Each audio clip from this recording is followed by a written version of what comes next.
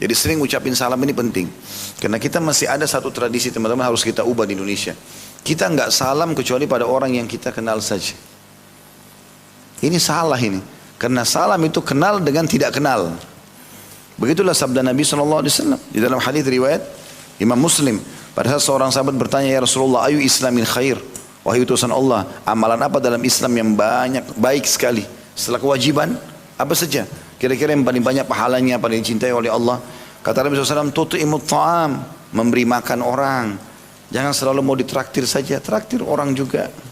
Jangan selalu maunya tetangga antar makanan, kita tidak pernah antar ke orang. Gitu kan? Ya, itu bakhil.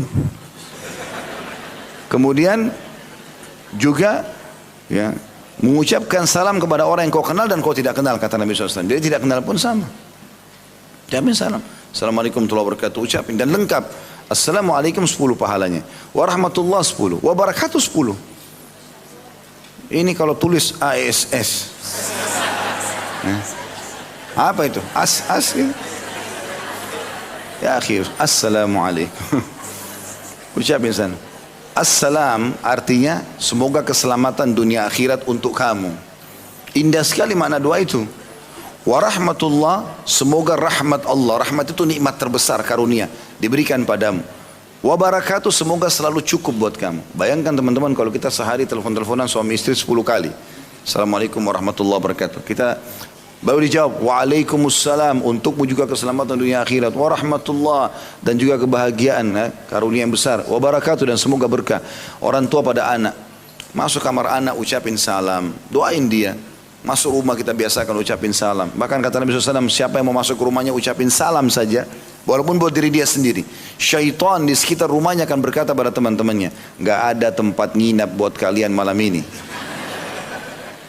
Salam depan pintu buat diri sendiri, itu jadi tameng buat setan masuk. Jadi gak benar tuh sinetron setan bisa tembus tembok, tembus pintu. Dusta besar. Gak ada itu. Karena Nabi SAW mengatakan syaitan tidak akan bisa membuka kendi yang ditutup oleh pemiliknya dan pintu yang ditutup oleh pemiliknya. Gak bisa setan tembus itu. Gak benar semua itu kan, itu perusak akidah. Maka harus kita fahami. Jadi salam sangat besar manfaatnya, pahalanya besar dan harus disebarkan. Gitu ya. Dan ini juga kepada orang yang kenal dan tidak kenal. Kita kasih contoh misal, pada saat misalnya saya tinggal di komplek ini, saya ingin ke masjid misalnya. Baru tinggal, kemudian lewat depan tetangga, saya belum kenal. Assalamualaikum warahmatullahi wabarakatuh. Dengan senyum, dapat 2 pahala di sini, pahala salam dan pahala senyumnya. Gitu kan. Baik, mungkin bapak itu belum kenal saya, tapi dia akan jawab waalaikumsalam kata seorang muslim. Kalau yang sebentar lagi sore atau besok saya salam lagi, sudah berbeda. Ada kedekatan hati karena sudah mulai salam lagi. Mungkin sudah bukan mustahil lagi, sudah saling menyapa pada saat itu. Karena sudah ada salam 1 kali, 2 kali, 3 kali. Tapi kalau eksklusif, lewat tetangga ada di sebelah, pintu kaca pun tidak dibuka. Buka kaca, Assalamualaikum warahmatullahi wabarakatuh. Tegur sapa kepada tetangga, kenal mereka gitu kan. Itu harusnya dilakukan. Atau teman-teman lagi memberikan sesuatu pada orang miskin di lampu merah, buka jendelanya. Pernah ada seseorang yang kerja maksudnya bersama kami lah, membawa mobil di rumah, gitu kan. Dia kalau ada orang miskin, saya bilang suruh kasih uang.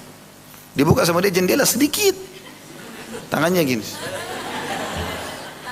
Ya akhi, buka jendela, buka. Berhenti dulu, buka jendela. Kasih orang itu uang, senyum sama dia, lihat mukanya. Gimana caranya tuh? Luar biasa. Belum jadi orang kaya sudah begini gimana? Bagaimana kalau jadi orang kaya? Orang miskin itu subhanallah kalau kita kasih dan kita sambil lihat ke mukanya, kasih ke tangannya, gembiranya luar biasa gitu. Saya pernah berjalan sama seorang teman saya, kebetulan namanya dia Khalid juga, tapi orang Saudi, orang Madinah. Kami bersahabat, beliau asli orang Madinah. Satu waktu saya ada urusan di kantor kampus waktu itu di Madinah, sama-sama menuju ke fakultas kami. Pas jalan lagi ngobrol-ngobrol berdua, rupanya ada mobil sampah. Saya betul-betul ambil pelajaran subhanallah, mobil saya nggak pernah berpikir itu. Dia hanya melakukan, ada mobil sampah, dan sampahnya lagi banyak numpuk. Di situ ada orang Bangladesh, saudara kita orang Muslim dari sana. Itu bajunya kotor, saking capeknya tidur di atas sampah itu. Di dalam mobil sampah. Itu pas kami sudah mau masuk ke materi kuliah gitu kan. Terus dia berhenti, dia bilang sebentar Khalid, sebentar. Ya, berhenti, saya pikir dia mau apa. Dia masuk itu lalu dia tegur, Assalamualaikum, Assalamualaikum, dipanggil sama dia. Sampai bangun orang itu. Itu dalam kondisi orang itu penuh dengan sampah badannya, bajunya kotor, tangannya kotor. Salaman, dia salaman sama dia.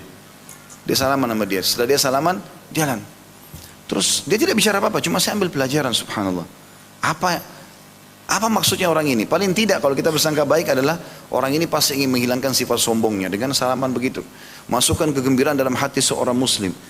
Dan itu satu hal yang positif. Saya juga ambil pelajaran, ternyata sangat menggembirakan bagi orang-orang yang susah tuh kalau kita bukan cuma sekedar kasih ya. Karena salah satu yang membatalkan sedekah kita teman-teman kalau diikuti dengan mannu wal adha. Dengan ucapan kalimat yang tidak baik dan juga ketidaksopan. Misal ada orang minta lempar ke dia, ini ambil nih. Enggak boleh. Karena sebenarnya kalau kita sedekah, secara materi dia dapat keuntungan, secara pahala kita dapat keuntungan. Makanya para salafus saleh itu kalau sedang ada orang miskin bawa sedekahnya, pada saat bubar mereka mengatakan, sungguh orang-orang ini pergi membawa pahala-pahalaku, sedekahku ketimbangan amal tanpa diupah sedikit pun. Karena dia pakai beli roti, pakai beli makanan selesai. Tapi kita nilainya itu akan ada di hari kiamat. Tanpa mereka dari mana kita bisa dapat pahala sedekah? Harus berpikiran begitu. Makanya sebagian salaf mengatakan, siapa yang tidak menganggap dirinya lebih butuh daripada penerima sedekah itu, maka dia telah menghancurkan sedekahnya. Mesti kita merasa kita lebih butuh daripada orang miskin itu. Seperti itulah. Ya. Itu yang dimaksud dalam poin ini. Jadi sebarkan salam kepada orang kenal dan tidak dikenal.